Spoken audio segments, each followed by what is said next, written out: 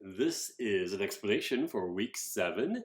I'm in the week 7 activities Dropbox. You're viewing the video right now, so you are completing the first activity. Our second activity, as always, is our social emotional learning activity. This week you will examine the socially emotional cultural anchor competency called foster growth mindset. You will find that on your framework here, right here. It's foster growth mindset. That is the anchor competency. The teacher behaviors or teacher movements is articulating, affirming counter narratives, shift positive self-talk, and connect learning to the brain. So in this competency, you're going to click on the Google Slides and you will see a video that talks a little bit about narratives and counter narratives. So view the video with the lens of the questions underneath the video. You do not need to respond to those questions, just be thinking about that as you view the video. But you are going to respond to the questions on the last slide, exploring our own narrative slide. You're going to post your reflection from those questions in this Dropbox. Again, I've included the social emotional anchor competency framework and the guide for your reference. There is more information about this anchor competency, fostering growth mindset, in the framework guide. This week, we're also going to be talking about civics and that part of social studies. So read chapter 11, which are pages 337 through 368. And then you're going to complete the fourth activity, which is the focus of civics education. Respond to the following questions and post this work in your Dropbox. This is based on the information you read this week in your text. And those questions are here. I won't read them all out, but you will respond to those questions in a document and post that in this Dropbox.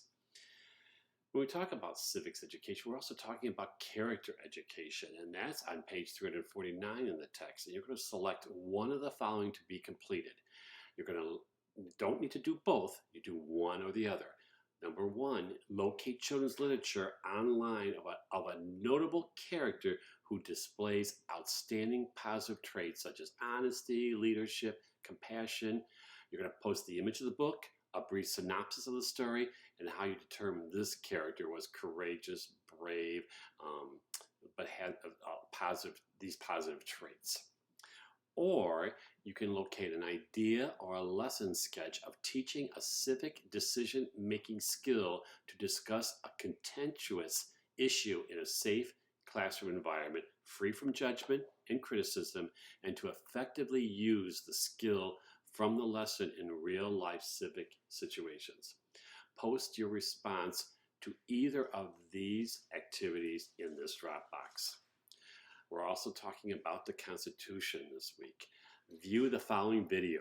What should every teacher know about how and why the Constitution of the United States became the supreme law of the land in 1787? Explain at least 3 strategies to help students understand the U.S. Constitution that embodies the purposes, values, and principles of our democracy. Post the list of strategies you develop in this Dropbox. And then you're going to comment on 2 of your colleagues' postings. Yes, you may use some of their ideas. Don't use all the ideas. Come up with some of your own.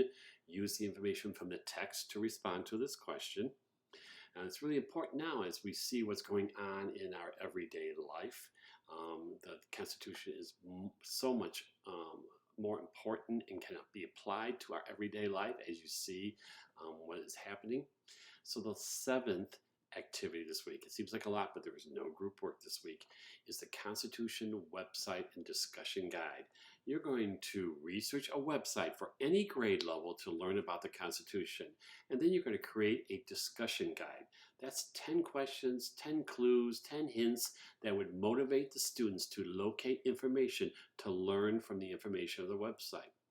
Now, the challenging part of this activity is you're going to try to come up with a creative approach in the design of your discussion guide, such as it could be a treasure hunt, it could be a game, a puzzle, an escape room clues, it could be flashcards.